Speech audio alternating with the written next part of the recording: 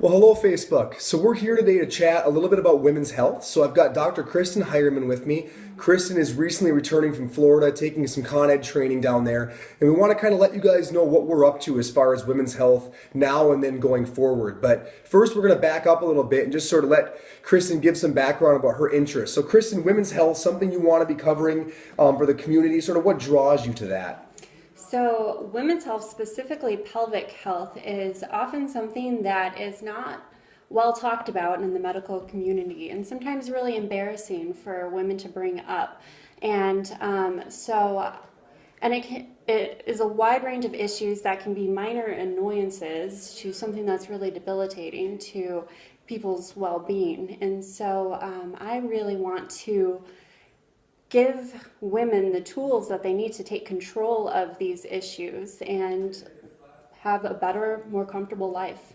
Beautiful. Yeah, and it's not something currently offered in the community. So, I think it's really exciting that we have the ability to do this. So, you chose to go through Heyrman and Wallace. So, what is Heyrman and Wallace and kind of why that direction? So, Heyrman and Wallace is sort of the premier continuing education company for physical therapists and other rehab professionals that specialize in teaching evidence-based practice for pelvic health.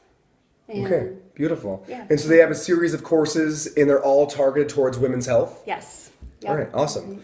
So this weekend you were down in Florida, and so what was that all about? So women's health is a fairly broad area. What did you guys go over this weekend?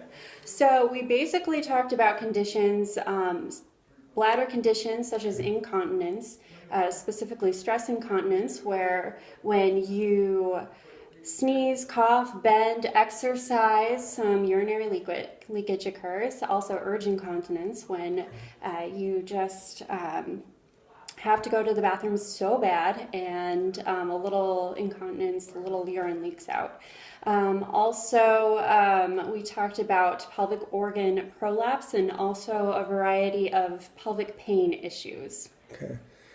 That's great. I teach all over the country and I always hear about this, and I think it's huge that we're getting over that hurdle because these aren't comfortable topics. They're not anything we want to talk about or people want to bring up with their provider, but they're real topics. And they drastically affect the quality of somebody's life, and there's ways to help people.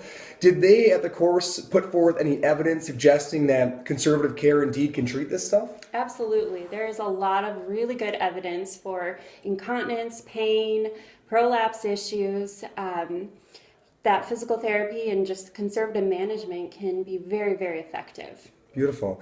Good. So, as far as treatments, how long might you have to expect to see somebody? Is it something where they might think about coming in, 4 or 5 times, 20 or 30 times? How much volume would you expect someone to have? Say they had some urinary incontinence and you were going to address that. How long of a plan of care might you expect? Well, it definitely depends on the issue at hand. There are definitely things we can treat in just a couple of sessions. Other things are more complex, and people can expect to come for upwards of 12 visits. Okay, good. Kind of on the higher end. Yes. Good. So going forward, so this is the beginning of a level of expertise that you're really looking to craft your career around. Yes. What's novel about the courses coming forward? So we know what you covered this weekend. What other things are you going to be addressing when you go down back in April? I think you're going to Madison and then going forward. They're definitely more in-depth. Okay. Issues and issues relating to painful sex, and also more bowel-related issues. Okay, good. So going down that same road. Well, I'm really excited about it because, again, I know it's something that I think people don't go forward and offer the service because there's some level of discomfort, but we have to rise above that. I'm really excited that you're interested because it's something that our community hasn't had and that I know there's a lot of need for. And so really excited, you guys, that Kristin's going to be able to offer these women's health services. Please shoot her an email or shoot us a Facebook message if you want to chat about anything, and we're here for you. And we'll keep you updated going forward. Thanks, Kristin. Thank you. All right.